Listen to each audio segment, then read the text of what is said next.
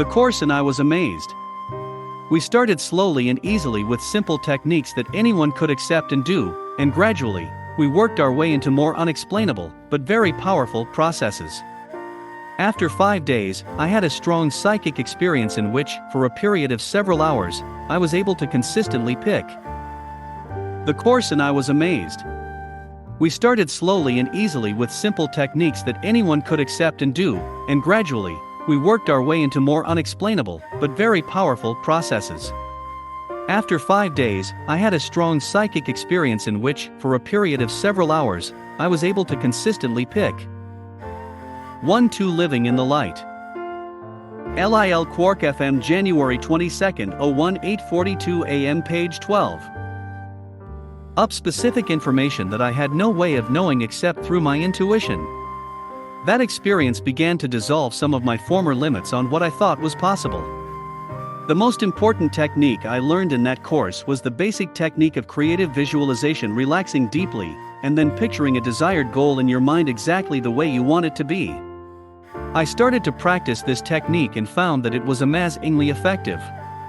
Quite often the things I pictured came true quickly and in unexpected ways.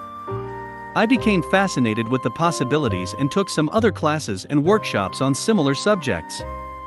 I began to use creative visualization techniques in my life regularly and to teach them to my friends. I read The Nature of Personal Reality by Jane Roberts and was powerfully affected by the idea that we all create our own reality. Soon, I began to lead workshops and do private counseling, and eventually wrote creative visualization.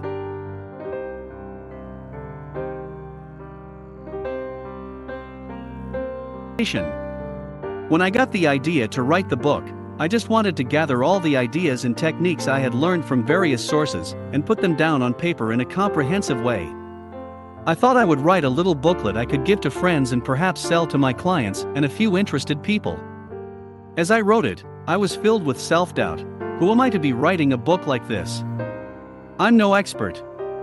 Some force inside of me kept pushing me to do it, however, so I did. I used creative visualization techniques to help create the book. I got an artist friend to design the cover. Then, I hung the cover up on my wall and kept imagining and affirming that the book was already finished. I found writing it was fairly effortless, except for my nagging doubts, and before I knew it, it had turned. Introduction 1-3. LIL Quark FM January 22, 8:42 AM page 13. Into a real book that some friends and I published together. What I didn't fully realize at the time was that the book was coming from a higher creative source within me. On a personality level, I had doubts and fears, but because of my inner commitment to myself, I was willing to go ahead and follow the creative energy anyhow. Because I had a natural ability to think and write clearly, was really interested in these ideas, had a good background in the subject, and was willing to take some risks, the universe could use me as a creative channel. The publishing process was similar. My friends, Mark Allen and John Burnoff, and I knew very little about business or publish ing, and had no money at all, but we had a desire to write and publish our own books. By trusting our feelings and being willing to risk acting on them, we found that we were led, step by step, in what we needed to do. We made many mistakes in the process. Mostly when we didn't follow our inner guidance, and some of them were painful and extremely expensive, but eventually, we created a successful publishing company, originally named Whatever Publishing Incorporated, now called New World Library. Creative visualization has been successful far beyond any wild fantasy I might have had at the time I wrote it. Although it was never marketed or publicized in any significant way, other than through word of mouth, at the time of this writing it has sold nearly 3 million copies, and has been translated into over 25 foreign languages. 20 years after its original publication in 1978, the revised edition is still selling steadily. Through the years, I have received countless letters and calls from people all over. 1-4 Living in the Light. LIL Quark FM January 22, 8:42 AM page 14. The world saying it has helped them transform their lives. Of course, this has been quite gratifying to me, especially because I can see that it is the higher power of the universe at work. I have felt like a proud mother, watching my child out there in the world, doing its work and making its fortune, knowing that it is mine and yet not mine. It came through me and I helped to form it, and yet it is a being, an entity of its own, with its own destiny and its own connection to the creative source. Listening to inner guidance.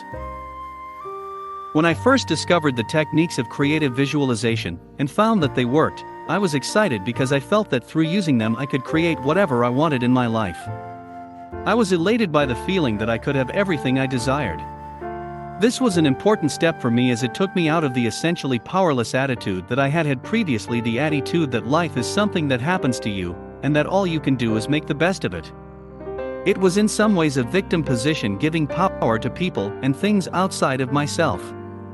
Using creative visualization, I began to realize that the power rested in me, that I could choose to create my life the way I wanted it to be.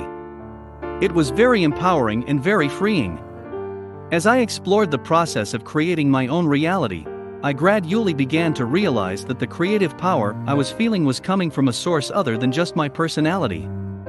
For one thing, some of the things I thought I wanted didn't manifest, and Introduction 1.5 LIL Quark FM January 22nd 8:42 AM page 15. In retrospect, I could see that it was for my highest good that they didn't happen. Other things occurred so miraculously that it was as if some unseen force was putting everything in place. Sometimes I would have flashes of insight and awareness, or future visions, that were highly accurate and seemed to come from a source deep within myself. I became more and more interested in discovering what this creative force was all about and how it worked.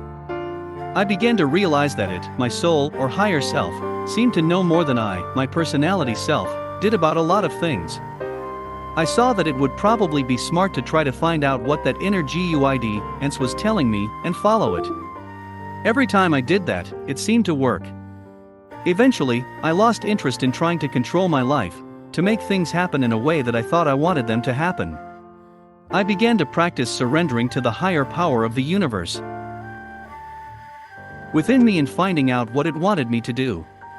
I discovered that, in the long run, it really wasn't that different. The universe always seems to want me to have everything I truly want, and it seems to know how to guide me in creating it more effectively than I would know how to create it myself.